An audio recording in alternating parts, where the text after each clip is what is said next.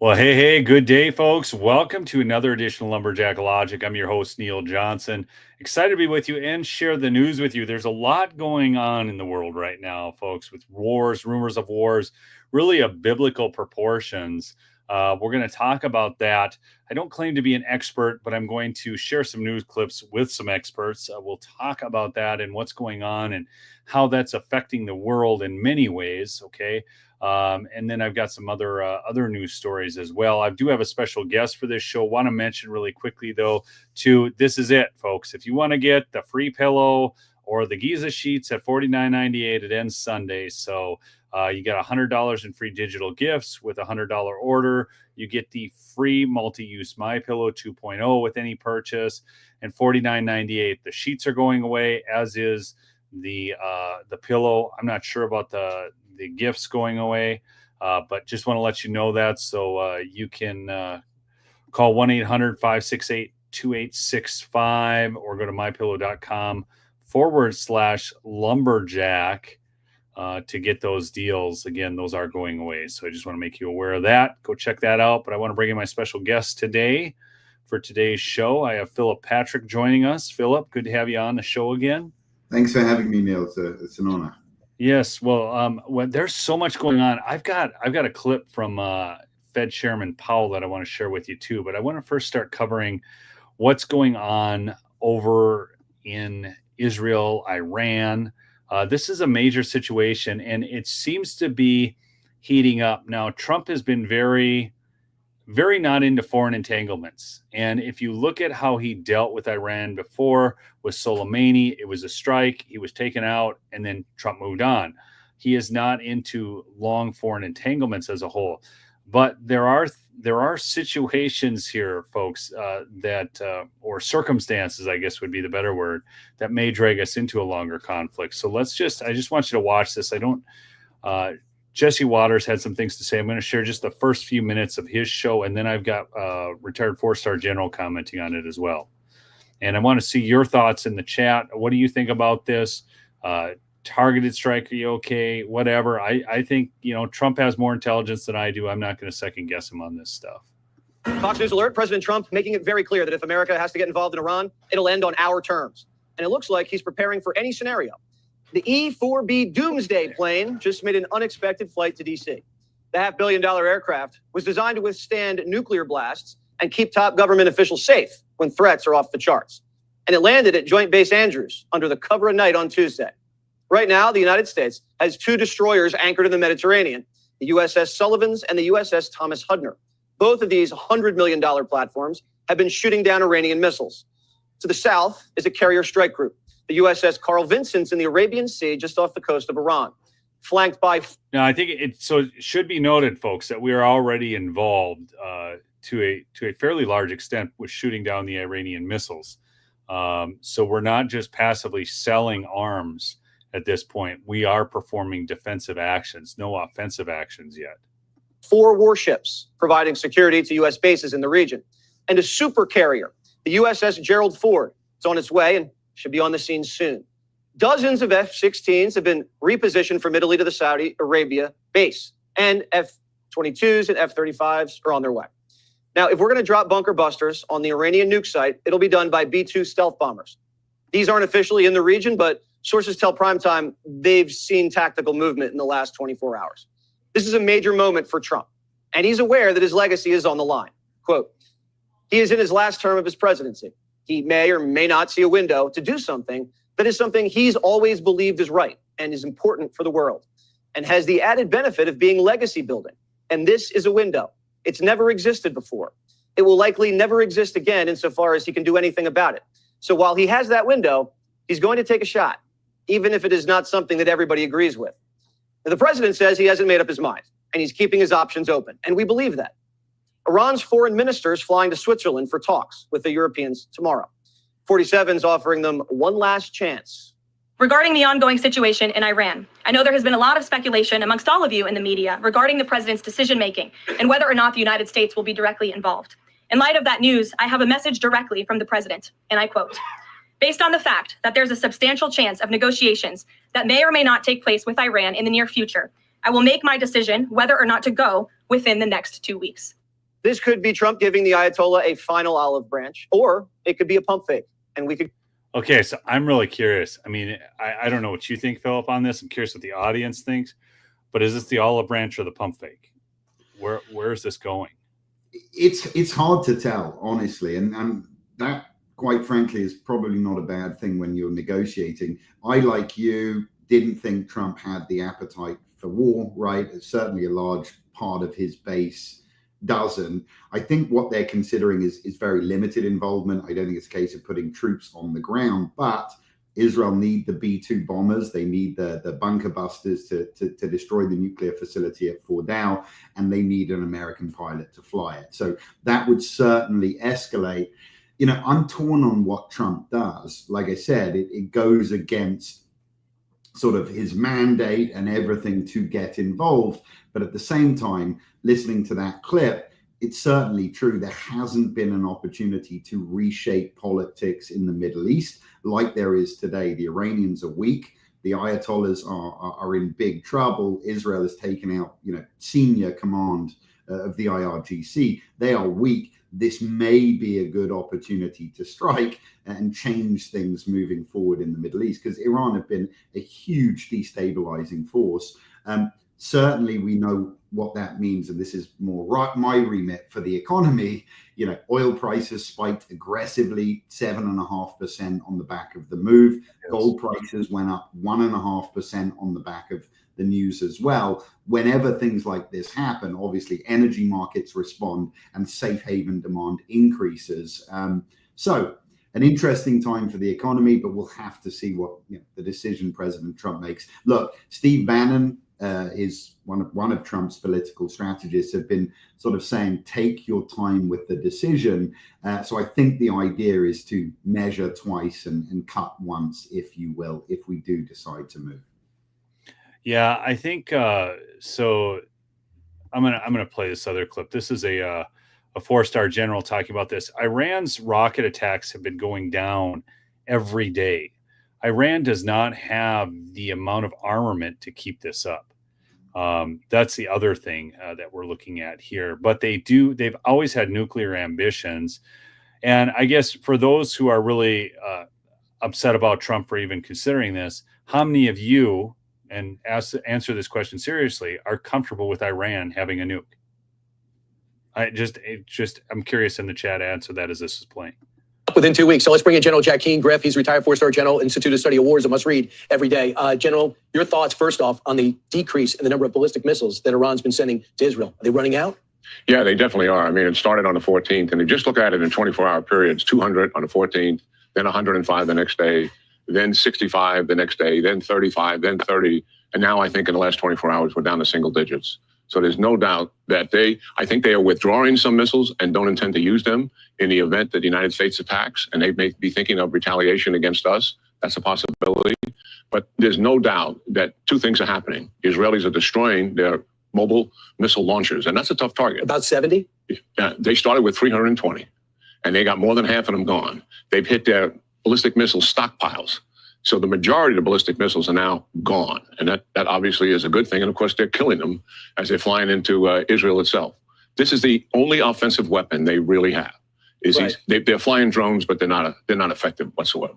So when you look at the waiting period that the president said, give me 2 more weeks, you got to think that each day that goes by with this pace of them shooting rockets and Israel taking out the launchers, it makes our troops a little bit safer. It makes it a little bit harder to think that they're going to hit some of our assets in the region. Maybe we could put up a map that shows where we have troops located. Yeah. Well, they can range. If they can range Israel, they can range our bases, in the Gulf region. But I think there's a way to handle this, and I'm sure the president and his team have thought through this thing. Is if we're going to help at Fordow, because the Israelis have asked us to help finish this nuclear enterprise off once and for all, and I certainly think we should do that if they've asked for that help. We've hit 12 sites already. Yeah, they have. The nuclear enterprise is vast.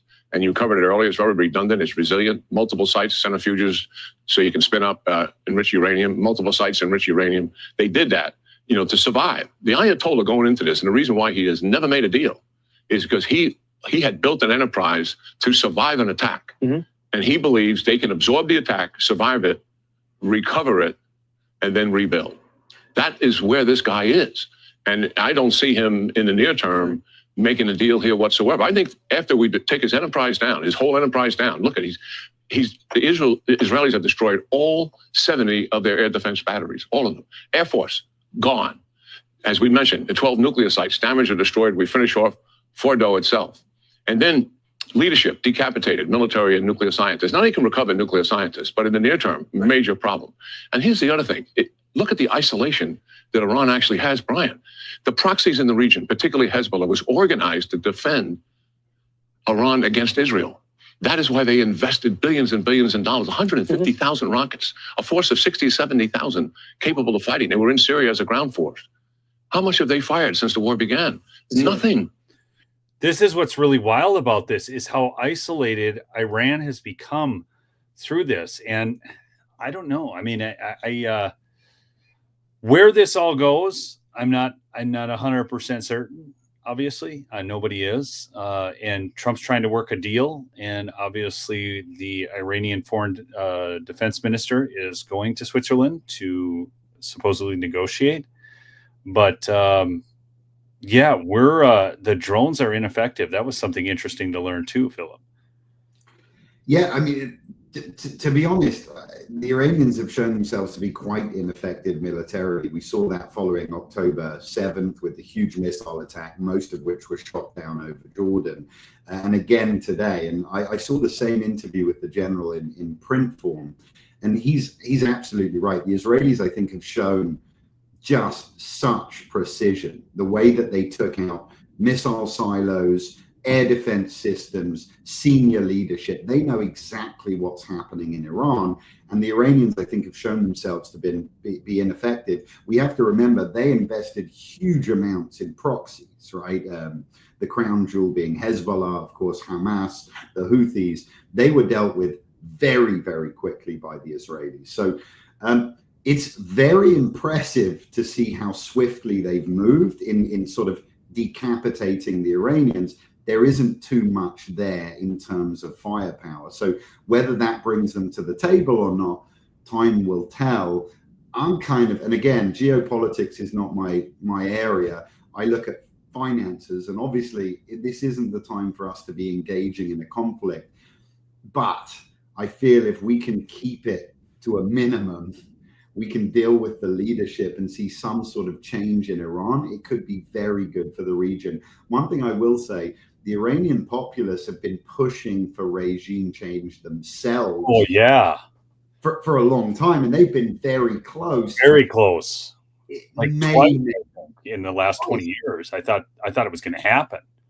I think COVID saved the regime, quite frankly, because they were very close with the Green Revolution. COVID locked it down and may have saved the regime. You know, again, I'm not a foreign policy expert, but for me, if we can send a couple of B-2s in there, get it done and get out and let Israel finish the job, see a regime change in Iran, it could be good for the region. But again, regime change is never as easy as it seems on the surface. The question is whether the Iranians have an appetite for it. That's why, at least for me, I'm waiting to see the population get on the streets. If they do, that may, for me, be the sort of winning point. I watched an interesting video the other day, Philip, and there was a group of Iranian women throwing their hijabs and dancing around, and they are excited about Israel taking out the leadership of Iran. And so I think this is part of the story that a lot of people miss. And one of the things I think when you're looking at a situation like this geopolitical situations, is our nation building regime change has not worked in the past. It really hasn't. But if the people of Iran are willing to rise up whilst we, dismantle the Ayatollah and we're out of there, we're not having a ground force, we're not occupying, it could actually end up all right. And so that's my feeling. Listen, the Iranians are different, right? 1970s Iran looked like Paris, right? They understand how we live, and there's a large desire amongst the population, probably half the population, that are looking for change. These were the same people that were marching for I think it was Masha Amini, the lady who took her hijab off. Men were marching in the streets for women's rights in Iran. We never saw that in Iraq. So, I kind of with you, again, I'm not dictating foreign policy. That is probably good for the United States. My area. Me either. Like, I don't know enough, and that's the thing. I always see these people are having meltdowns on social media over this, and I'm like, what is wrong with you people? Like, what do you know? Like, are you getting the daily intelligence briefing? I mean, is the DNI talking to you? I mean, what? You know, this isn't. We're not dealing with Joe Biden here. I mean, this is a different world. So, this is. I mean, right now, Ambassador Mike Huckabee is organizing evacuation of Israel. So this is taking place, getting American citizens out of Israel as Iran is ramping up its attacks. You know, this is a urgent notice. American citizens wanting to leave Israel. The U.S. Embassy in Israel is working on evacuation flights and cruise ship departures. You must enroll in the Smart Traveler program. We're working to get military, commercial charter flights and cruise ships for evac. So everything to me seems to be that as I'm watching all of this, it is that there's more coming. The strike groups moving into the area, all of it. And I think, you know, but I had another article that said we can take out Fordo, but that's not going to eliminate the Iranian nuclear threat completely.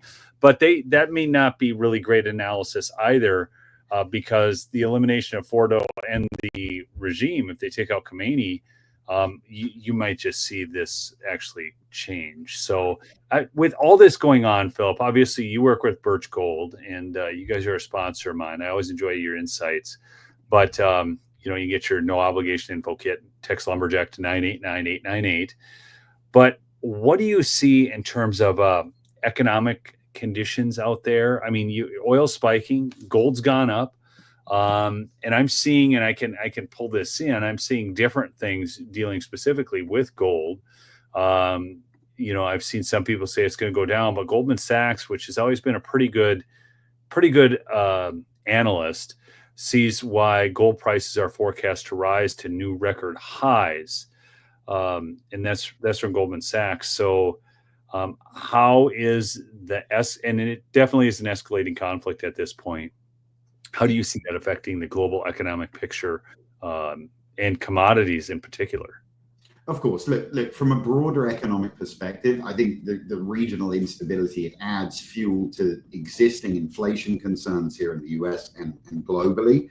And it comes at a time when major economies are already strained, right? Europe's in recession, China's growth is spluttering. We had negative growth for the first quarter here in the US. So geopolitical shocks like this, they don't create economic crises, but they put pressure on financial systems, and they do it at a time when we can't afford that pressure. However, the argument for gold precedes, you know, Israel's attack on Iran, or Iran's attack on Israel via October 7th, but it precedes that, right? This has started with massive debt increases, huge deficit spending, and that is escalating, not reducing, right? I saw Nicholas Taleb talking on Bloomberg, and he said to the analyst, he said, listen, the dollar is losing its global reserve currency status. And the analyst said, well, can you provide any evidence for that? And he said, well, look at gold buying by central banks. It started in 2022 when Biden seized Russia's assets, and it has escalated dramatically since then. The world are running away from the dollar, and they are buying gold. And there's many reasons for it. One is devaluation of the dollar. We've been printing money hand over fist really since the turn of the century, and that has devalued the dollars that every central bank around the world are holding. Secondly, and this was the big one, this is why it really started moving in 2022, by seizing Russia's assets, we told nations around the world, look, if you make a decision that we don't like, we'll just take your stuff.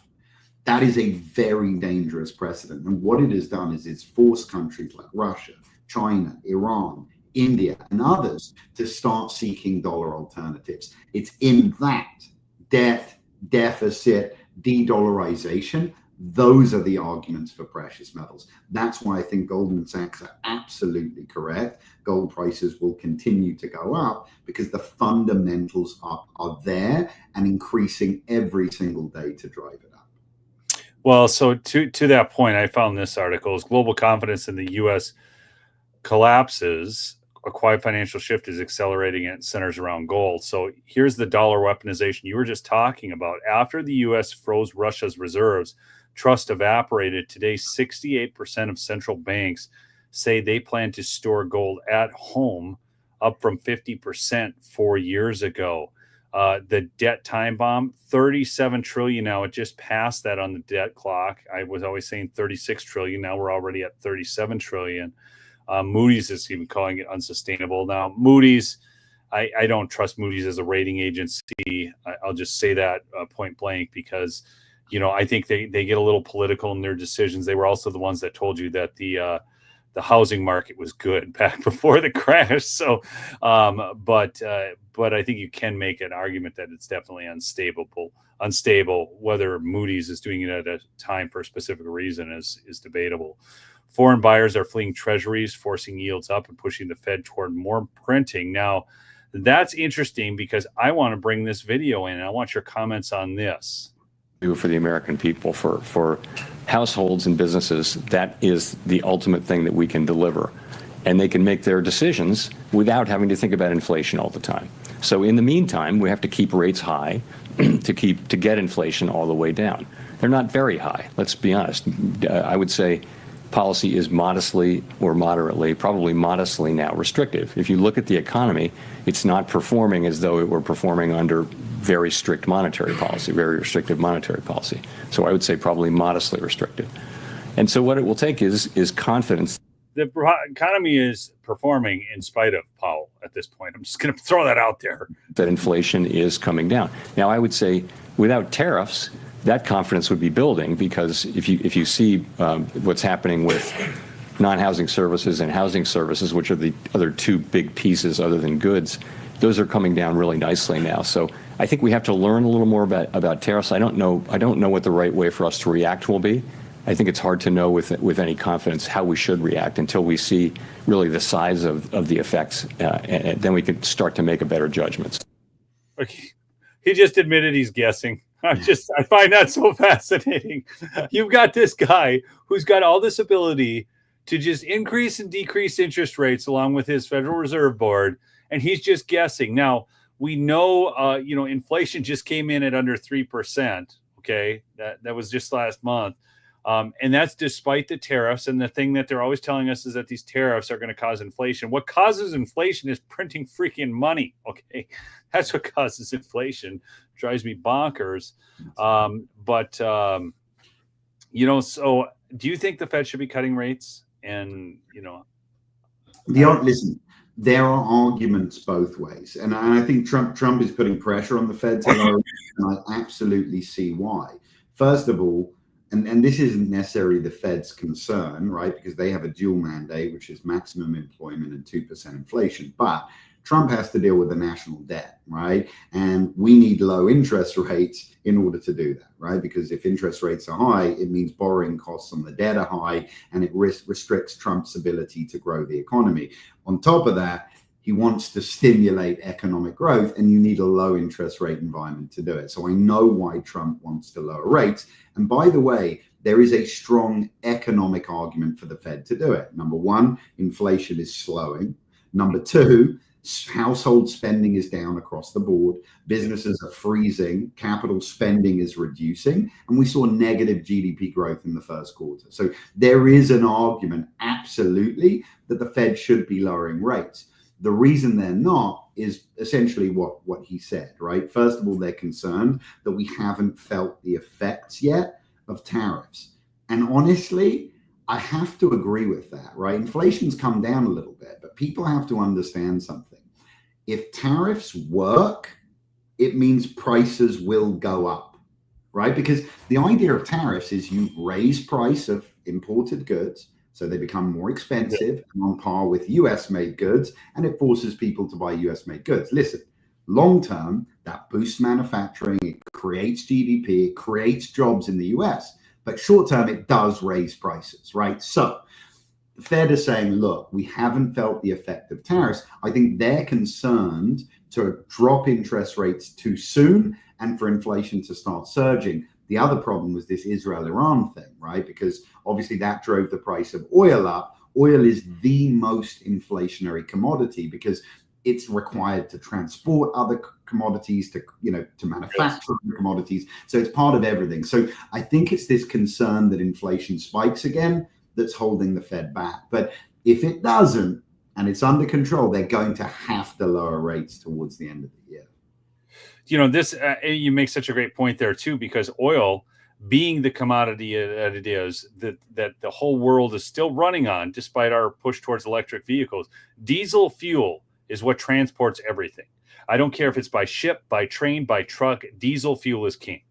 And, that is why Trump's push to get more oil production at home is so vital. It's vital to our national security. We have more known oil reserves than any other nation out there, period, hands down. But we have long been locked out of that. So go ahead, Philip. You were going to say something. I was agreeing with you. Absolutely. Listen, people have to, if we don't know, the United States is the most blessed country on the face of the earth when it comes to geography. And that means natural resources. It means, friendly borders to the north and south, navigable waterways. But you are correct, right? We need to use our advantage.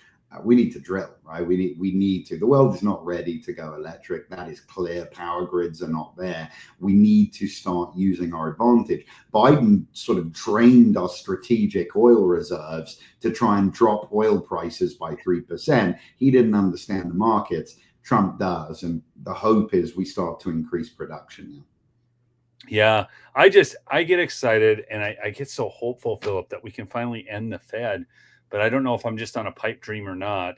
I know Trump has actually talked about the gold standard before. I mean, he builds everything in gold. I mean, look at that. I mean, he's got golden faucets and stuff. So, I mean, he obviously has a proclivity towards gold.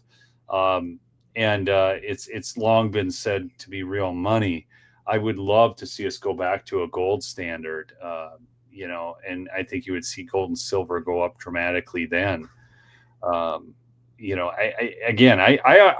hold this stuff because to me, it's like I got this prepper mindset that I have got to be ready to be able to purchase if the dollar goes to crap. I mean, so that's part of it. And then the other part is I've just held on to it. It's just a long-term hold. It's done very well for me, but my main reason is I just don't trust the dollar. I do not. And we're 37 trillion in the hole. How can you trust that? And then you've got a Fed chairman who just admitted he was guessing. It's crazy, but I want to take it even a step further. It's funny, I was a banker for many years, and late night. I'm sorry. World needs less bankers. That much is for sure. Look, late 90s, if you'd asked me about gold, I would have laughed you out the room, right? Because in my mind back then, gold was a relic, right? In the and all I would have had to have done is show you the 20th century, right? And I would have said, listen, why would you buy gold? Relative to something like the S&P, it didn't perform. Yes. This century, it is an entirely different picture. Gold has outperformed financial markets more than 2.5 to 1 now, or more than 2 to 1. Now, what's interesting, and you'll see where I'm going, I'm not saying, oh, gold now grows more than this or that. What's interesting is actually what changed at the turn of the century. That's when we started massively increasing the money supply here in the United States. There is a direct correlation between growth in the money supply and growth in gold, right? Look at what we've done over the last 4, 8, 12 years respectively, and it shows you where gold prices are going. Now, what our lived experience, listen, from 1946 up until today, the dollar has just been stable, right? So we have this bias that currency is stable. That is not the reality of currency at all. Go and look at what happens in China. The Chinese people buy gold like crazy. And they realize the reason that they know the fragility of currency. They've seen multiple currencies grow and disappear over tight generations. They understand the fragility of currency. We don't, because we have been so blessed. But people have to understand what we've seen from 1945 up until today. Peace, prosperity, economic boom. That is the historical aberration, right? This is a reversion to reality. And listen, one thing is clear: gold is not a relic. Central banks today are buying gold hand over fist because they understand what happens with currency. They understand it very well. So look, what applies to them, it applies to us. And I tell everyone, you've got to, in an era of huge deficit spending, like you said, listen, how long is the world going to continue to finance our debt when we're at 37 trillion? They know we're going to keep printing money to service debt, and the dollars that they're holding are just going to continue to lose power. It is why gold is becoming the new global reserve currency. I mentioned last time I was on the show, gold last year became the #2 global reserve asset. I wouldn't be surprised over the next 5 years if it became the #1. Speaking of gold, now, I own a lot of silver as well. This is a 1.5 ounce coin. Silver has been doing very well lately also. Now, silver actually saw a large crash back during the 80s. I remember that was at its peak, but now it's coming back up. And one of the interesting things about silver too is there's so many industrial applications right now that need silver. And solar panels are one of those, which are being built at a record torrid pace. I have solar panels. I live off grid, and I love it. But it is not, necessarily the solution that people think it is, because it only works when the sun's shining. And when you're in northern climates, especially, it just doesn't exist for a lot of the day in the winter. I come from England. I don't think you get 1 hour of power there. It's grey 364 days a year. You're absolutely correct. But it's not just solar. Electric cars use silver. AI chips use silver. So industrial demand is growing. And, I don't always give silver the fair shake that it deserves, because I always talk about gold, but I kind of mean gold and silver when I say gold. Silver's a little bit different. Like you say, it's an industrial metal. The interesting thing about silver today is its price, massively undervalued. Industrial demand is growing, supply is shrinking. So it is a very interesting growth play. I would say the overwhelming majority of our customers, to some degree, hold some diversification between gold and silver. So definitely don't sleep on silver. It's a good buy today. I'm probably 2/3 silver, 1/3 gold in what I hold. And that, I think, partly just because initially when I started buying precious metals, silver was more affordable. And it was a good play. I mean, I got into it for 19 an ounce. And what is it today, Philip? It was 36. 37 last time I checked. So it's on a tear, to say the least. And I think it's going to continue. Silver, you mentioned the 80s. There was a very specific example. It was the Hunt brothers back then that had tried to manipulate the sort of world silver market, and it backfired. But silver was at $48 back then. To buy it, 40 years later in the 30s is a really good opportunity. Industrial demand or demand for silver since then has been growing. So yeah, it's a really good buy today.